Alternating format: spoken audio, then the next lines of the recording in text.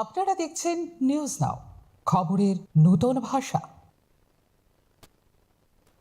आश्रमबाड़ी के चोमू बस्ती में बीएसएफ के ऑपरेशन के दौरान हवा में फायरिंग और घर में घुसकर मारपीट के आरोपों को लेकर इलाके में गहरा तनाव है। दोनों घायलों को खुआई डिस्ट्रिक्ट हॉस्पिटल में भर्ती कराया गया है। आश्रमबाड़ी के चामू बस्ती में बॉर्डर सिक्योरिटी फोर्स के ऑपरेशन के दौरान हवा में फायरिंग और घर में घुसकर मारपीट के आरोप को लेकर गहरा तनाव है। दोनों घायलों को खुआई डिस्ट्रिक्ट हॉस्पिटल ले जाया गया है।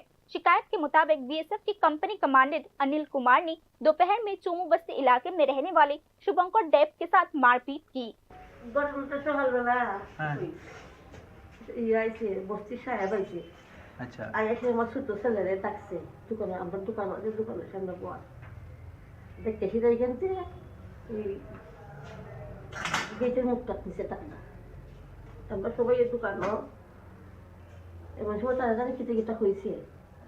ফোনের পরে কইছে তুই শুদ্ধি যা, আর তোর নামে অনেক রকম রিপোর্ট, তুই তোর স্যাম্পল নিয়ে জুলাই দিব হয়তো কইছে আমি তো দোকানদারি করি, আর আপনার যে রোজ কথা আমার কইতাছিল আপনার কত করে একজন সাহেব কথা হইতে হিসাবে কথা কইব কইতে তারি যেন দইরেছিরা তারি যেন মধ্যে গুছিয়ে রাখবো আছে। আপনারা মাইট দূর করছে না এই সময় তো করছে না, এই সময় করছে না, সন্ধ্যাবেলা কোন রাত্রে গিয়া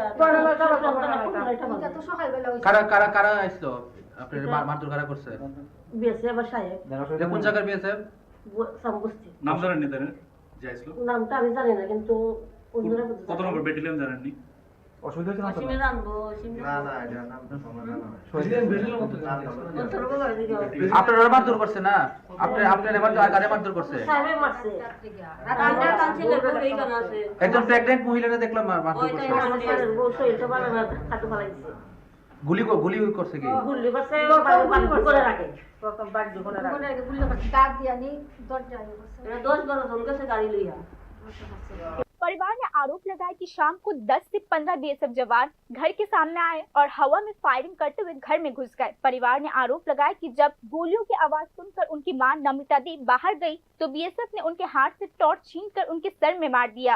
इसके अलावा परिवार ने आरोप लगाया कि 7 महीने की प्रेग्नेंट महिला को भी बिना किसी महिला जवान की धक्का देकर घर से बाहर निकाल दिया गया।